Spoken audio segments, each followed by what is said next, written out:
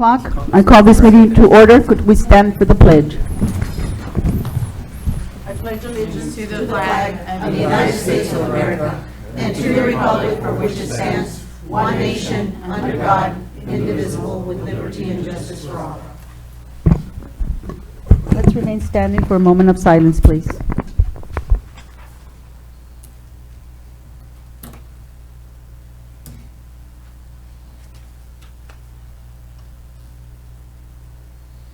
Thank you.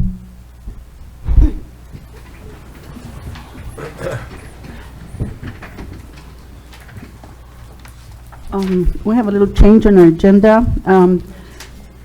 We have open forum that I would like to move to the beginning of this meeting, if there's a motion. So move. Motion by Mr. David De Los Rios, Second. second by Dr. Valdez. In favor. Favor. Favor. In favor, motion passes. Mr. Superintendent? Yes. Well, good evening, Ms. Watts. Good evening, board members. Good evening, staff and community members. The last session, legislative session, there were some changes that happened when it comes to the public forum. And so I want to read a statement, I guess, to explain some of these changes and also how we can proceed moving forward. And this is something that is not just affects our district, it affects all district and a lot of public boards. So the next item on the agenda is public comment. Before we begin, I will remind our audience members of the board's procedures for handling public comment. The public comment portion of our meeting is available to members of the public who wish to address an agenda item to be considered by the boards on tonight's agenda or other topic.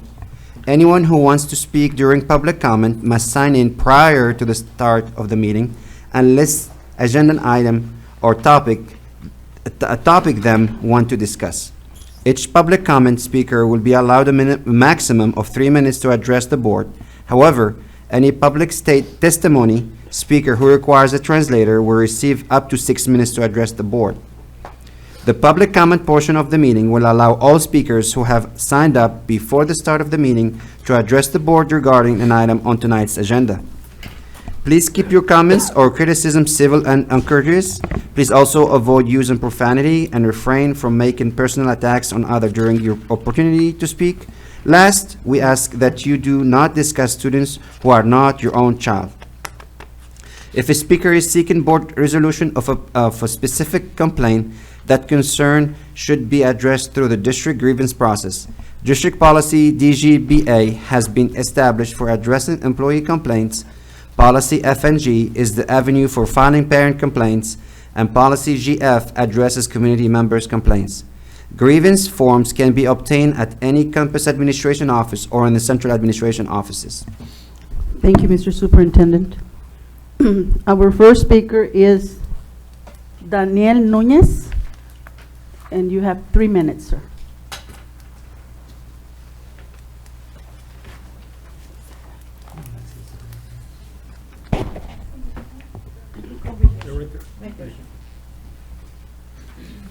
Good evening, board members. First, I want to start by wanting to commend all of y'all for the achievements and accomplishments y'all have brought to the district, as well as your personnel that y'all have along with you. The reason I'm up here is I was just being told today that the changes have been made, and of course you reiterated on it. I wasn't aware of that, but I'm glad that that was brought up. Is a concern that I have with a particular campus. I will not go into details in it, but I do want to give you all some information as to what's going on. It does have to do with 2 of my children. I had to make a phone call because they were told that they had to be removed from the athletic course that they were enrolled in because they don't have enough staff to oversee them during the off-season for the sport that I have them playing for. They are not in football, so currently any sport that is not in play is considered off-season. When I called and asked as to why, that was a response that they don't have the personnel to watch over them. I don't know if that is something that is being done just within themselves so that the kids won't be there, but it's not just mine, and I won't mention any others, but this is affecting more than just one child that is enrolled, and I was about to enroll my other child because something was done that he was not enrolled in athletics. This will be their second year at the junior high level to be in athletics. Just a concern about that, and see if maybe y'all could maybe look into it and give me some further updates in the near future. That'll be it. Thank you. Thank you. Thank you, sir. Next on the agenda, we have the superintendent's report. Mr. Superintendent? Thank you very much, Mr. President. I'm gonna just move to the.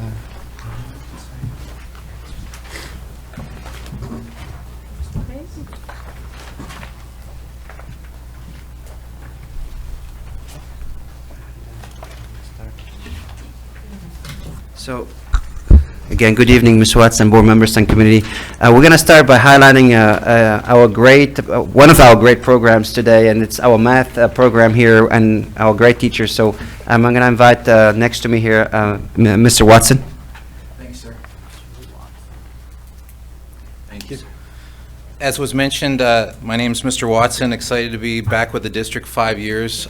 Started teaching with Mr. Guerrero back in 1994 at Donna High School, and I'm just pumped about what we've done over the last few years.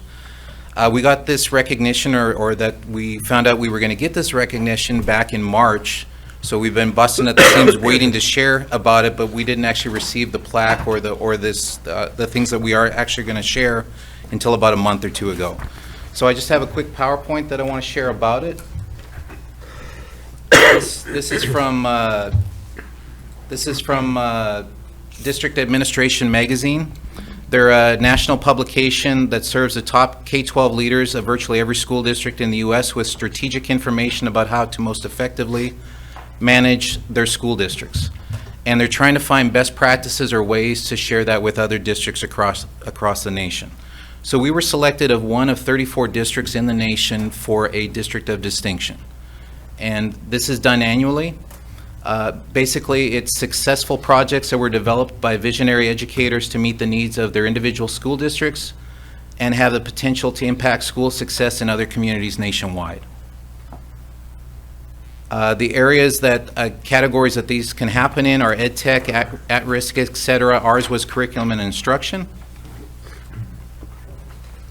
And again, this was publicized during the summer, during the month of July. So we do have some magazines, and it's also on their district website. So it's for our Bridge to Enter Advanced Mathematics, which we borrowed or stole from MIT, which I feel is a very good institution to be able to take something from. They didn't have a copyright on the name, so I think we're safe to be able to use it. So this Bridge to Enter Advanced Mathematics, back when I taught at Donna High School back in the 90s, we used to have what were called graduating juniors.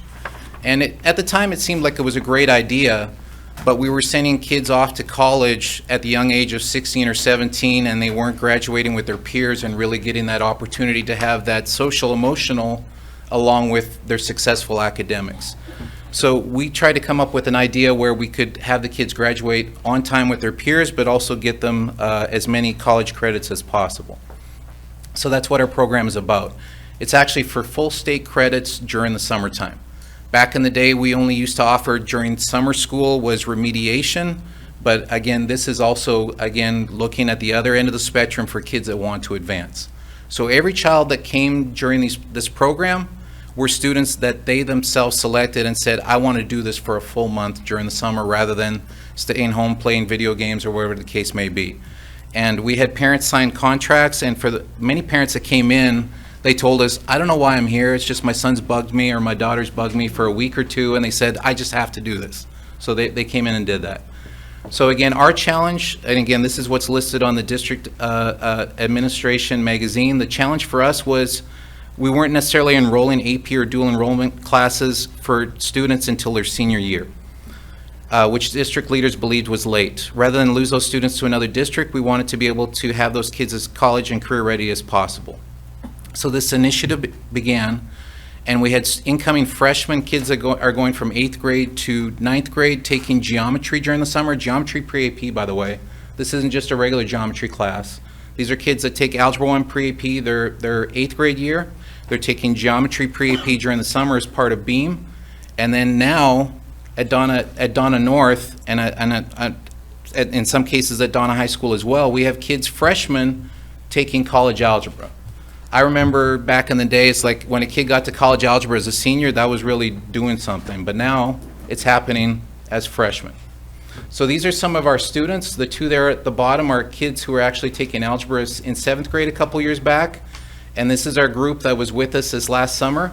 We were, again, Donna High School was a wonderful host. We were in the science building at Donna High School. The previous summer, we were at Donna North. We follow wherever summer school is. So again, this is free transportation, free breakfast, free lunch, and free advancement for students. So we had, again, a plethora of mathematicians that came in. Over here on the right is our course sequencing. So by the time they get to their 10th grade year, they can already be taking dual enrollment or AP courses because, again, their freshman year, they have that opportunity for college algebra. So in our inaugural year of the summer of 2018, we had 119 mathematicians that took geometry pre-AP or pre-cal pre-AP. This is what we actually won the award for because this last summer hadn't happened yet, summer of 2019. We found out in April that we had won the award. So this summer, the summer that just ended, we advanced to 125 mathematicians, and we also added a CC course. We added a pre-cal CC that was taught by Tanya Chapa, and 62 students, by the way. These were kids that are now freshmen, were already TSI math complete because of what they shared during that course as well at the end.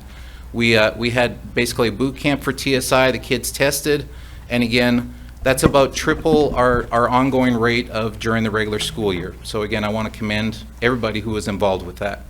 This coming summer at Donna North should be our biggest and best group ever, especially since we do have these 62 kids that are TSI math complete. We can offer statistics CC or we can offer pre-cal CC to all of those kids because we know that they're going to want to do this.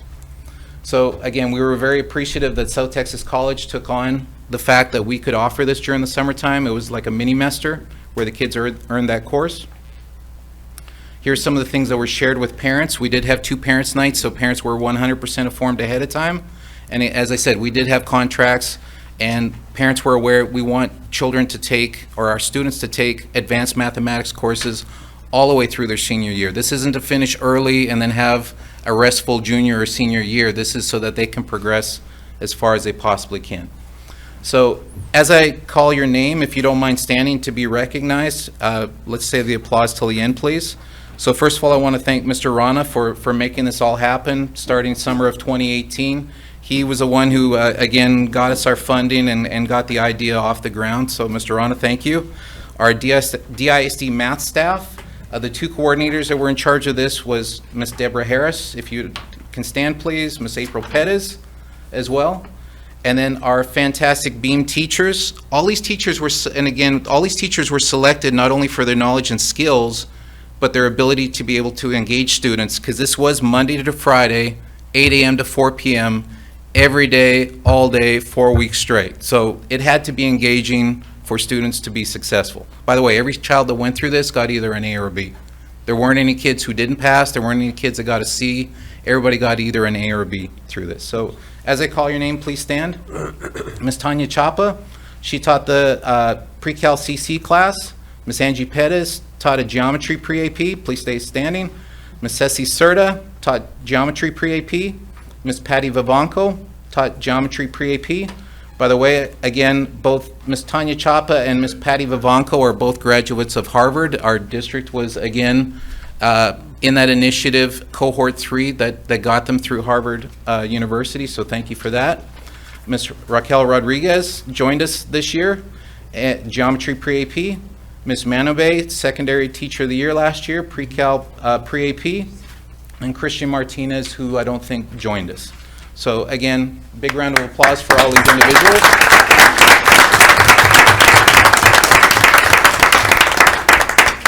And so at that point, I would like to call up Dr. Esaiz and Mr. Rana to present, first of all, the plaques that we received.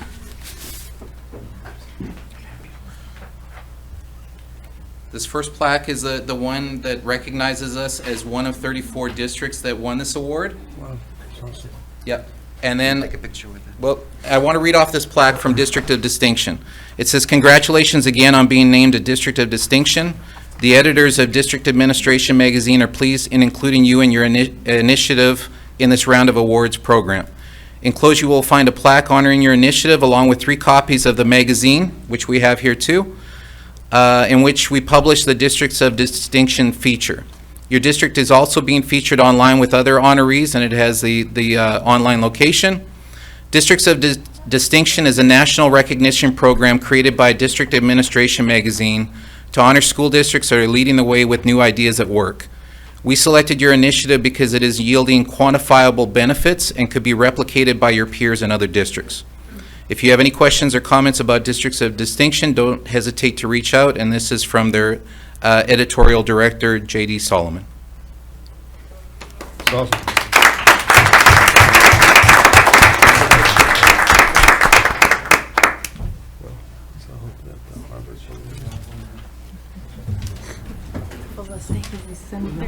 Sam, hey, there's Okay, yes, sir.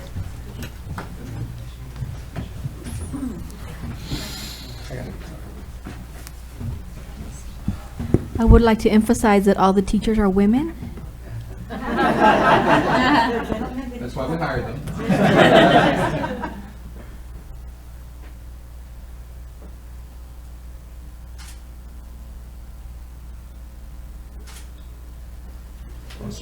great job, Dace.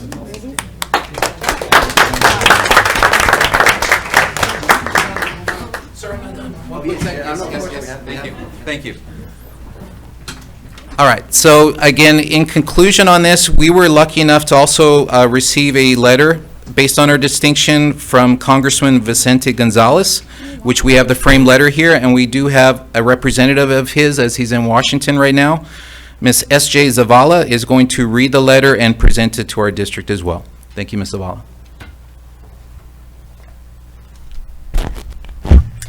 Good afternoon, everyone. So my name is S.J. Zavala, and so I'm going to be reading a letter from Congressman Gonzalez. Unfortunately, he was not able to make it today, but he really wanted me to present this letter to you all. So congratulations on being selected as one of 34 districts as a District of Distinction by the District Administration Magazine for your Bridge to Enter Advanced Mathematics BEAM program. It is truly an honor to represent such an amazing school district committed to providing quality education in the Rio Grande Valley and ensuring students have access to programs like the BEAM program. Your initiative to get students to enroll into advanced placement and dual enrollment classes before their senior year has been a huge success, and 8th graders have increased their math scores at an astonishing 10% in 2 years. Your hard work does not go unnoticed or unappreciated, and I look forward to hearing of your many future successes. Again, congratulations on such a prestigious accomplishment, and thank you for all you do for our community. Please know that I and many South Texans are proud of you. If I can ever be of assistance to you, please do not hesitate to contact me at my district office. Sincerely, Vicente Gonzalez, Member of Congress.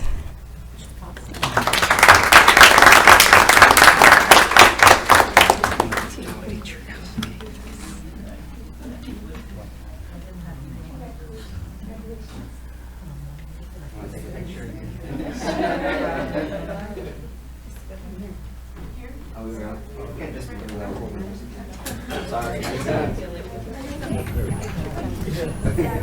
Thank you so much.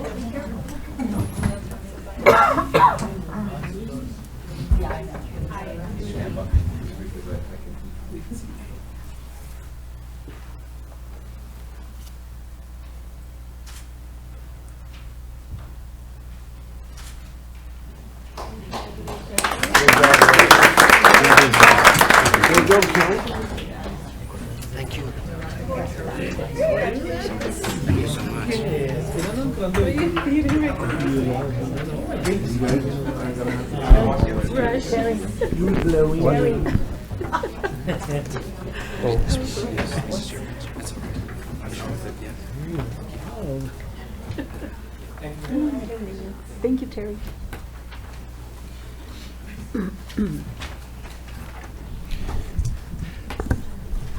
we're very proud of the accomplishment. Our teachers and our CNI department really working hard to make sure we're providing the best opportunities for our students. So thank you again for everything you do every day.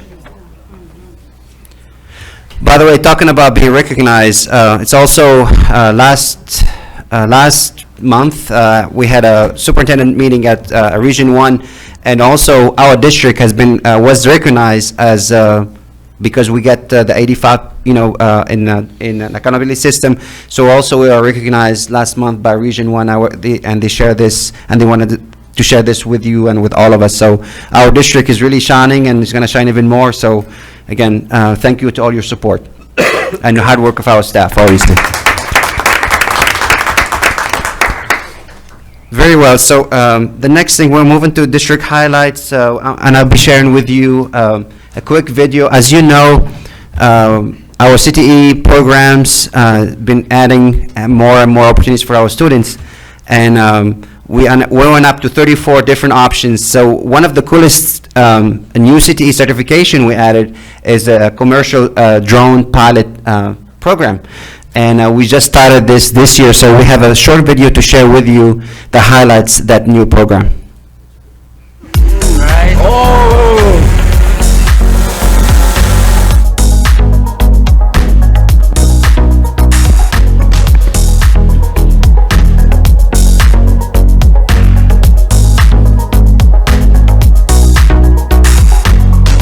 When I was in high school, we didn't have any of these opportunities. Now we have so many different courses that provide so many different certifications for our students. This is just a new one that was added. And the reason why it's added is because it's a growing industry. All I have to do is just push forward and it'll come my direction.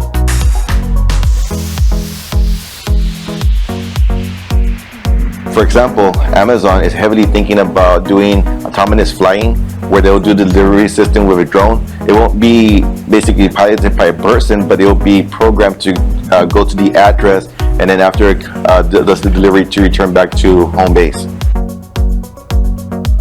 The other things would be agricultural, where the farmers are trying to see what lands need more irrigation.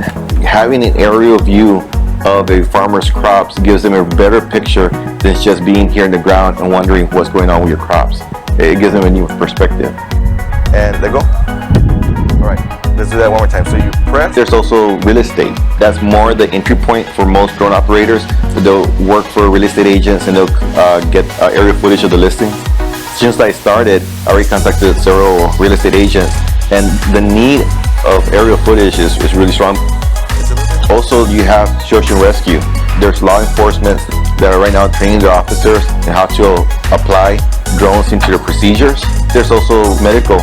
Just a couple months ago, 2 hospitals did the first drone delivery of an actual organ. So yeah, it's absolutely crazy. They put the organ in the canister, the drone took off, went to the next hospital, delivered it, which was a lot faster than it would have gone to traffic. I decided to take this drone class because my dad worked for McAllen and I is DPD, and they have what they call a drone squad, and it interested me having this drone class. So I know I can get money, but it's also good to have different skill sets in life, to where if one plan doesn't work out, you can always have another plan. I always like machines and drones, especially because you can control it from your hands. And I was so mesmerized like how you're able to get paid by something you like doing. And getting able to make a business out of something you like is really fun. It's not even like work, it's having fun at the same time making money. If that provides an opportunity for somebody to get hired right off the bat, and I can give them the certification and the teachings on how to do that, that's a job waiting for a student out there.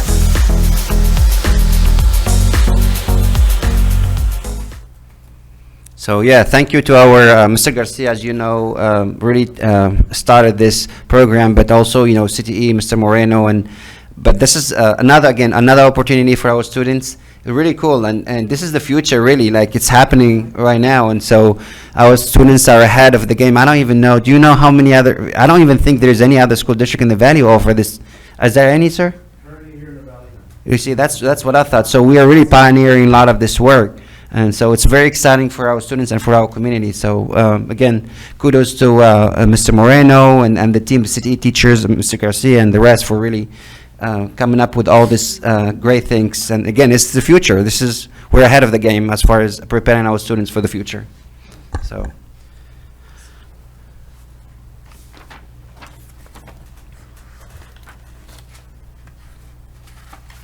All right.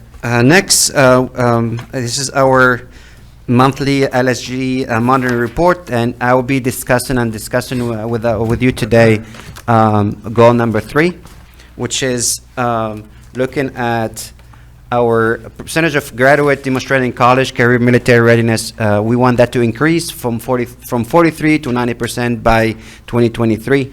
And under goal 3, I'm sorry, we have 3 goal progress measures, and the first one talks about increase in the TSI, percentage of TSI, being successful in the TSI in both ELA and reading and math will increase from 19 to 43 by 2023. The second GPM is looking at industry-based certificate. We want that to increase from 9% to 20% by 2023. And the last one is we want to see AP, IB, dual enrollment credits and associate degree to increase from 38 to 60% by year 2023. Just a quick reminder that we're only strictly talking about seniors here. So we're not talking about the entire our student population. We're only focusing on, in this case, the 2020 graduates, so the current seniors. And as you know, current seniors, a lot of them are still involved in industry certification. Many of them did obviously still enrolled, did not maybe take their certification test. Probably will take it toward the end of the year, and some of them even in the summer. Same thing with if they are enrolled in AP and IB courses, those scores won't be coming back until later this year. So I want you to keep that in mind. This is just the beginning of the year.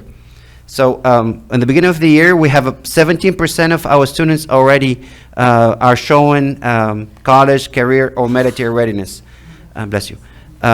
So we are starting in the beginning. Last year, we ended at, the 2019 accountability report or the 2018 graduates, we finished the year at 63%. So 63% of our students were college, career, or military. The prior year, we only had 43%. Our goal for 2020 is to be at 60%, but obviously our goal is to exceed that 60%. Looking at the different goal progress measures, number 1, we have currently 3% of our students did take successfully complete the TSI assessment. Again, remember that there are 2 components to the TSI. There is the ELA reading. They have to pass that one, and also they have to turn and take the math and pass the math. If they pass only one of those 2, they won't be qualified as TSI ready. They have to pass both tests. And currently, as I said, we are at 3%. The next one is looking at students who are already earned industry-based certificate. So we have 2% of our students currently, of our current senior, they already earned some type of certification. Obviously, the goal is to be at 15% minimum. Last year, we had 9% of our students, the year before, 2018 grads, 9% of them earned industry certification. GPM 3, looking at the students who already earn an AP, IB, or dual enrollment credits, and an associate degree. And we have currently, as of now, beginning of the year, 11% of them already earned that. The goal is to be at 48%. And this is a breakdown by campus, and you have a copy of this also in your presentation. A breakdown by campus. So we have Donna High, Donna North, and 3D. And then you look at a district overall. And our students, you can see in every category where they stand, or the percentage for every category. So for example, at Donna High, we have 13 students who already successfully passed the TSI test. Again, this is just the beginning of the school year. We do have a lot of students who will be going through TSI trainings or online training or tutorials in order for them to be able to pass the TSI. So again, this is just the beginning. We are very optimistic that this number will definitely increase and we will exceed our goal. So as of now, we looked at, I think the meeting is more for the last year, the 2019 year, right? So let me go back here.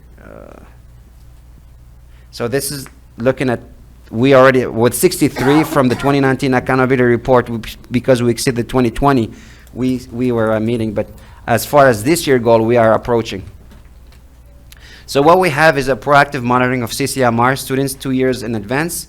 I don't know if you heard Mr. Rana talked about this, and I think I mentioned this last time, is we already have TSI students at the 8th grade level taking the TSI test.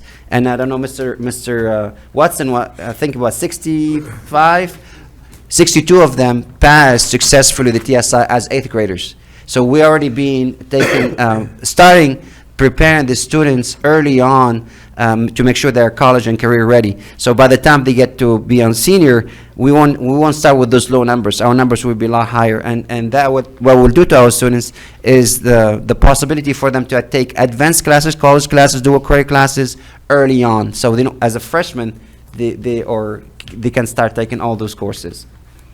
So we have different things happening for our students: SAT prep, SAT. We have TSI prep session at campuses. We also have the Imagine Math pathway that has a TSI, ACT, and SAT component in them. We also doing a PD for our CTE teachers.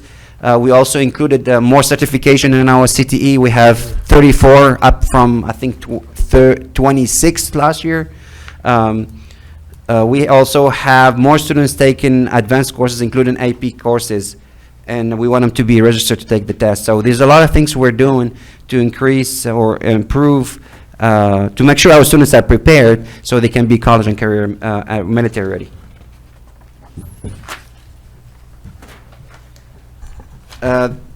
Superintendent constraint goal number 3, the superintendent should not allow excessive staffing ratio in the district, and the percentage of the district budget spent on staffing will decrease from 81% to 75% by year 2021, and we want that to decrease. And we started doing attrition, as you know. As a matter of fact, through attrition, we saved this past year a little over $4 million in attrition.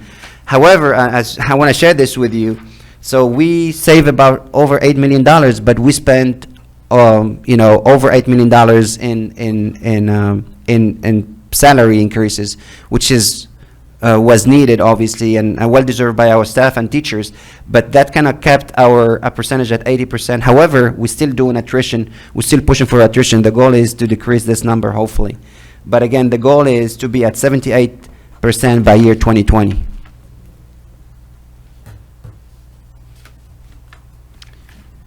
Any questions or comments as far as the constraint or goal number 3? I know it's just the beginning of the year, so the data may look like low, but it's just because of the beginning, and we're talking about our current seniors who just started their current senior year.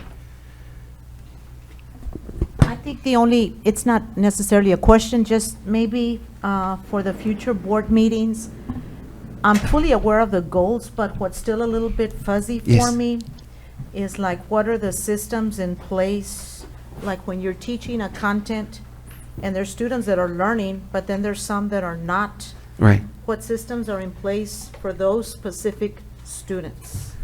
And then also, I'd like to know maybe the connections, the support systems from central office, like, for example, what is the Advanced Academics Department doing for our gifted and talented students to help our campuses?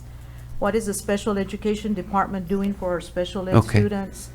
And the support. bilingual, I need to see those connections because I don't really know what they are.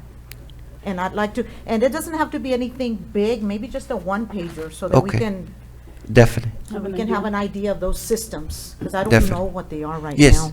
now. We are in the process of setting the goal for each department by each subpopulation. For example, bilingual education, we want to see all the elementary in the area of math, science, and reading and writing. What are our goals for each population? Special population, GD population. right now we are establishing those goals. So those goals will be shared with those are district-wide goals by campus, by subpar. And once we establish those goals, and we are going to track those goals. So how we are progressing according to those goals. Okay. So this is in process. Perfect. And actually, I guess let me be more specific. We can have the goals, we can have the meetings, we can have the instruction, we can have the curriculum, but if the follow-through is not there, it's not going to happen. And I guess that's what I want to know. What is the follow-through systems that we have in We will place? have a GPM, small GPMs, and then we see if we don't meet, and then we will see what remediation was provided, what intervention was provided, what happened, why we missed the goal. So we will have those type of. Correct. Like the connections, like the departments, like central office, what are the connections Yes. to help the campuses? That's kind of what I need clarity on. What? Okay. Any other questions, board members?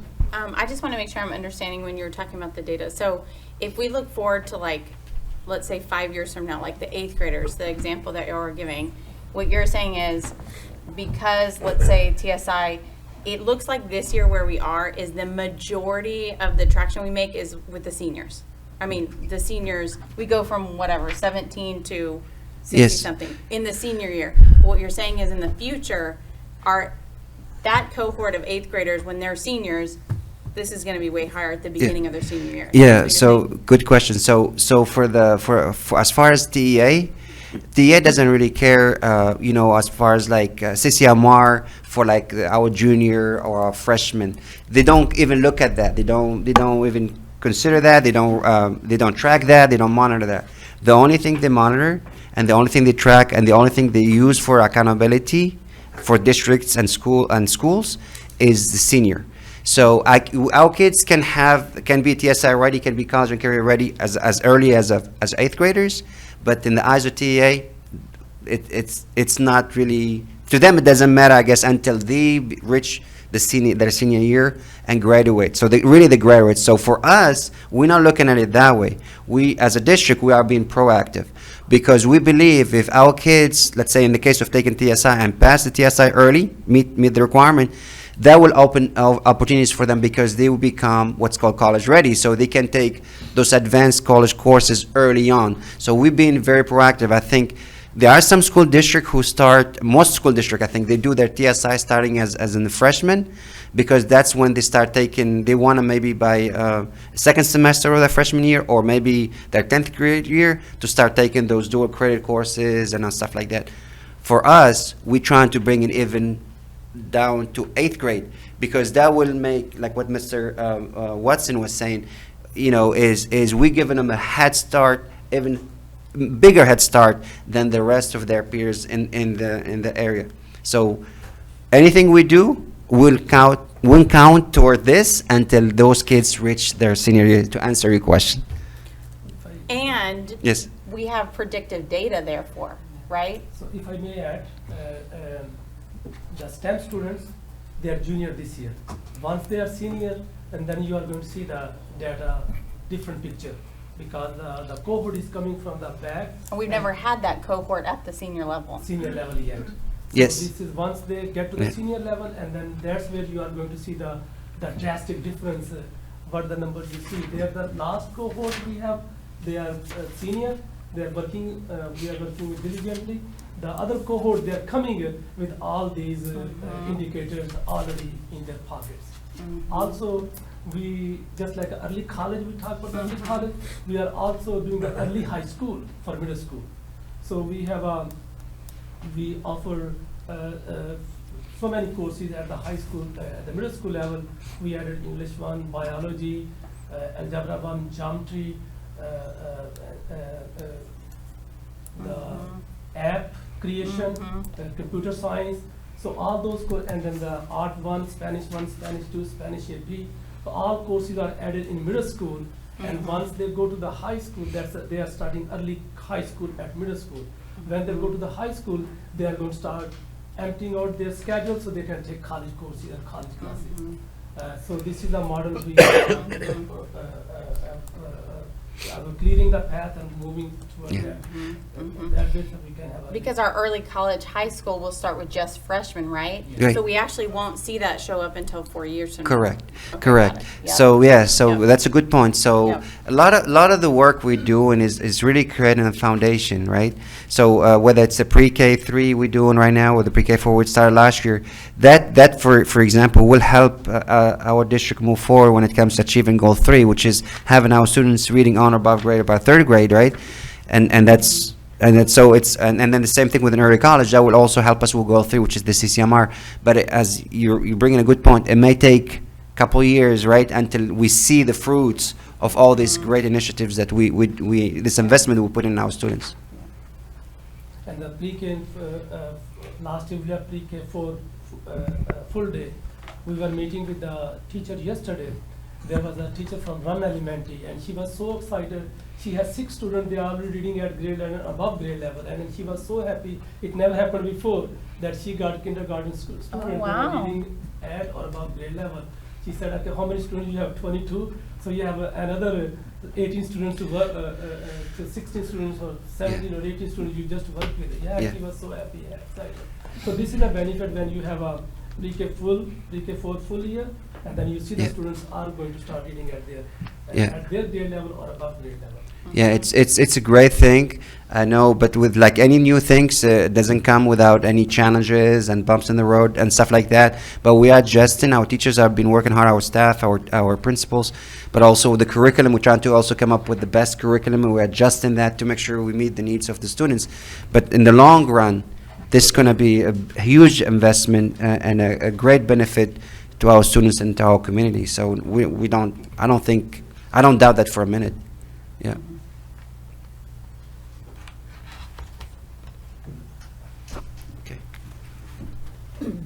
Any other questions?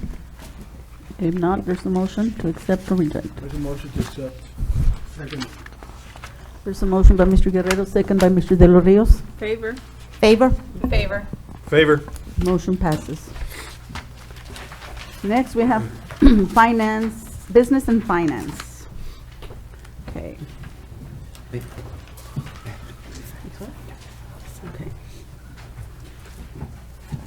The items were placed on the agenda because the superintendent brought it to my attention on Wednesday that the information Mr. Farah had given us was wrong. His contract isn't 60 days for termination, but it's really 30 days. Having said that, we only have like 17 or 18 days left. I felt this was very important for the board to discuss, and no, I don't feel comfortable about our district not getting the accurate information. And if the board could agree on naming lawyers other than his firm, then maybe RFQs would not be necessary, but that is the board's decision. I met with the superintendent about this on Friday afternoon. The reason behind it is because he was out of town, and he got back on Friday, and that's when we met. Having discussed it, if I had learned this information before late last week, more information could have been added as a backup to item. So the discussion and possible action of appointment of General Counsel for Donna ISD and authorize board president to execute professional service agreement. Is there any discussion or anything that needs to be said? I know it's difficult, but I think we still need an RFQ for legal services Okay. because we don't know what contract or what agreement. I know it puts us in a difficult situation. It is, we're pressed for time on that one. But how do we know, I mean, they still have to drop a contract, whoever it is. Mhm. And, Isn't there a provision in Mr. Ferris' contract where he can go from month to month? No, not on, counsel, can you help us with that? I haven't seen Mr., other than the discussion that when Dr. Azine and I met, that it was 30 days, not 60. I can't hear you. but we still needed to put out an RFQ, right? I mean, regardless, that it was already established. Are you asking about the legal requirement or what had previously happened at a board meeting? I think Ms. Watts has a question. No, I don't have a Oh, question, I'm okay. sorry. That's correct, Dr. Mary. We went out for RFQs last time. But it's not, as a board, you don't have to go out for RFQs for legal services. You know, we have the ability to appoint someone if we need to.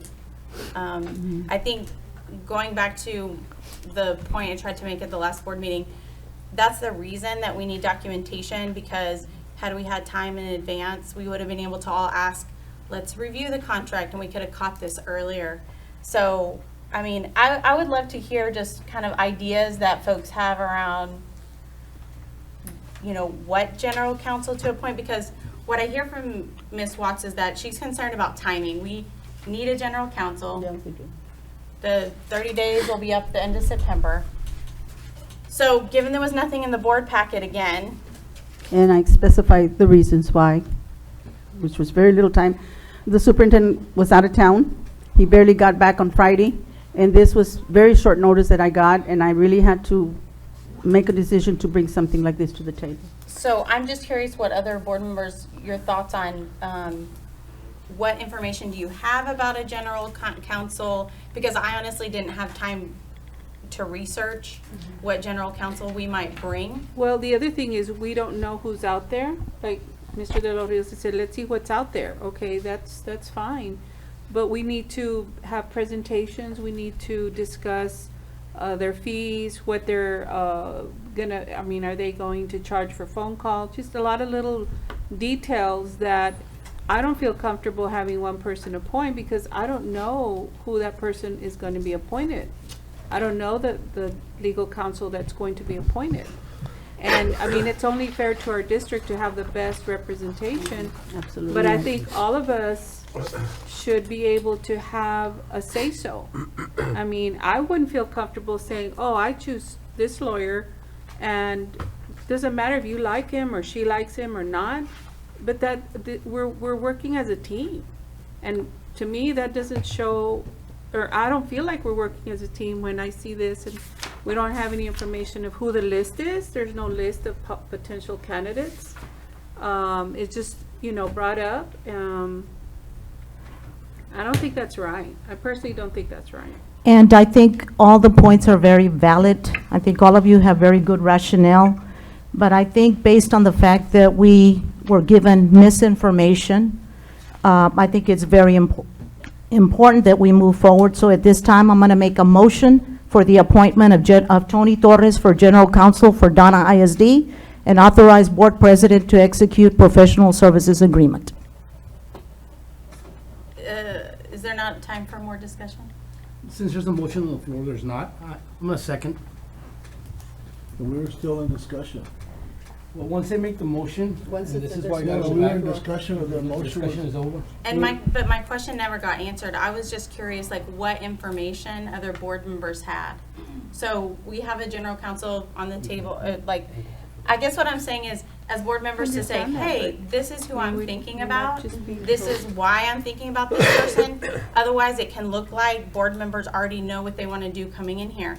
And here's the thing, that's what I'm saying, I didn't have time to research a general counsel. So what I'm hearing is you all are interested in Tony Torres being our general counsel. So that's one thing. We can appoint somebody like interim and Right. still go out for RFQs. That's totally doable as another option. I agree with this, Reina, that that's maybe something that we should have discussed, is, you know, I'm sure that Mr. Torres would have no objection to being named as an interim legal counsel pending RFQs. And then we have, we can look at what's out there. You know, like Mr. De Los Rios said last week, is I want to know what's out there. Well, we want to know what's out there. You know, nothing against Mr. Torres, he's a great guy. You know, he's been involved in a lot of our legal wranglings here in the district. But, you know, it's nice to say, and to show to the people, we're transparent. You know what, we have 10 attorneys that applied. These are the qualifications. Now, let's listen to the top 3, and then we can choose. I think that's something that we should. And I think we had probably forgotten that we even had him, because we don't see him very often. Yes. But once I remembered he was on, he's done a very good job for our district. We're very satisfied with the services that he has provided. So So with that, I still stand with my motion. Well, and that's not excuse me. And Madam President, I'm suggesting that we limit the discussion of this item to 2 minutes per speaker, but we're going to have to vote on that.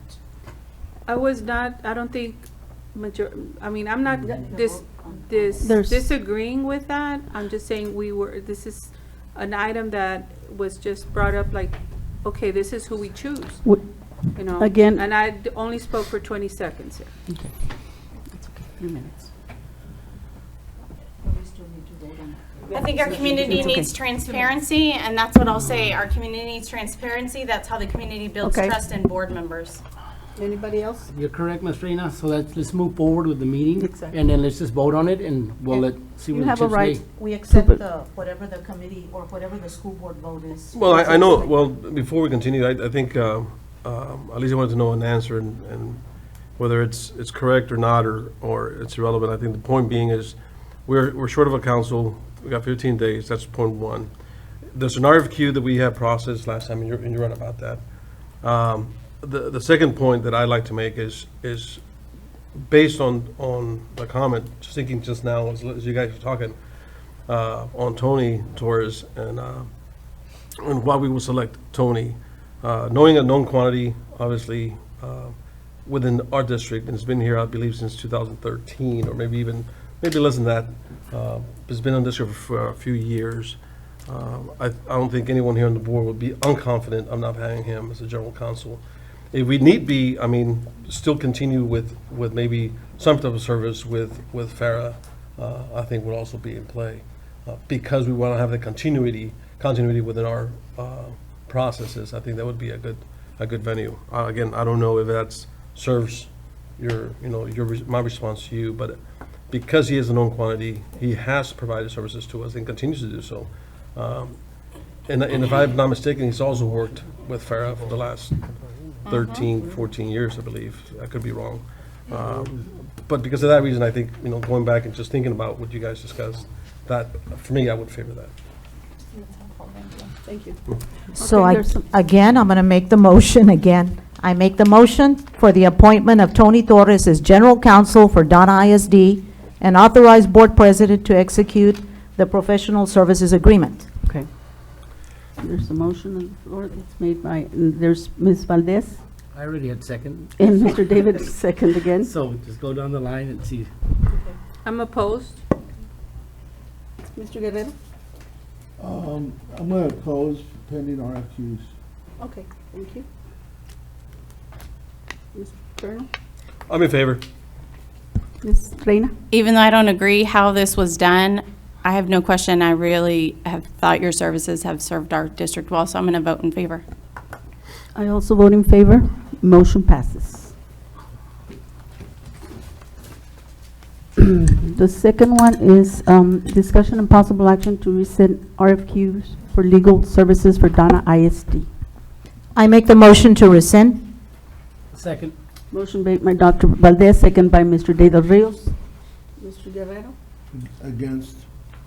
Favor. Against. Against. In favor, motion passes. Next, we go to consent agenda. Ms. Watts, I would like, if possible, the administration would like to table 2 items under, the first one is under Lone Star Governance. It's LSG Board Tracking Report, August 2019, as well as LSG Board Quarterly Tracking Report. It's both item 2 and 3 under Lone Star Governance. I would like, if possible, to table that. Okay. Is there a motion? 2 and 3, sir, you Yes. said? Yes. Mm-hmm. 2 and I 3. make the motion. Motion made by Dr. Valdez, Second. second by Mr. De Los Rios. In favor. Favor. Favor. Favor. In favor, motion passes. Next, to accept consent agenda. Make a motion to approve. I Motion second. made by Mr. De Los Rios, second by Colonel Perez. Favor. In favor. Favor. In favor, motion passes.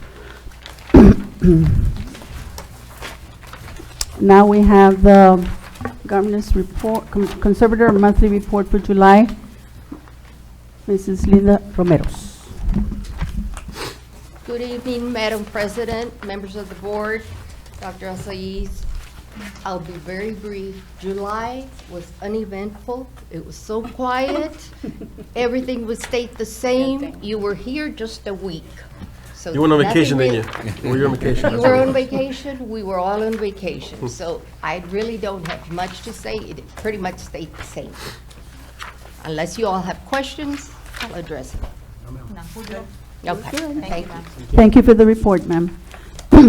The time is 6:55, and we're going into executive session as authorized by the Texas Government Code sections 551.071, .072, .073, .074, .075, .076, .082, .083, and .084. We will be going into executive session to open session to take possible actions on matters discussed in executive session. A, discussion and possible action to approve superintendent's recommendation of personnel, approval of recommendation for professionals, paraprofessionals, and auxiliary personnel. Is there a motion? I make the motion to approve. I second. Motion by Mr. De La Rio, second by the Colonel. In favor. Favor. In favor. I vote against. Motion passes. B, discussion possible action regarding superintendent formative evaluation. Motion? Dr. Azzi, I just want to thank you for your service and leadership to this district. In our Lone Star governance, it says the board considers superintendent performance as indistinguishable from school system performance. And we as a board are one of the leaders in really putting students first. And so I appreciate your leadership over this last year. Yeah, for being here for the very first time. You have really committed and done an awesome job. Thank you, thank you. Is there a motion? Sorry. Val, second up there. Okay, David. I may, I vote in favor. You're approving. To approve. Oh, Evaluation. The evaluation, yes. I vote in favor. In favor. Favor. In favor, motion passes. C, discussion Just and possible action to approve pending or contemplated litigation settlement matters and/or matters where the professional duty under state board requires private consultation with the school attorney. No action. I need a motion to adjourn. So move. Motion Second. by Mr. De La Rio, second by Dr. Valdez. Favor. In favor. Favor. Favor. I also vote in favor, motion passes. Meeting adjourned. Thank you, Ms. Donna. Great job, guys. Good night. Have a good night, thank you. Thanks, Dr. McMahon. No, we didn't forget. Unless they take her.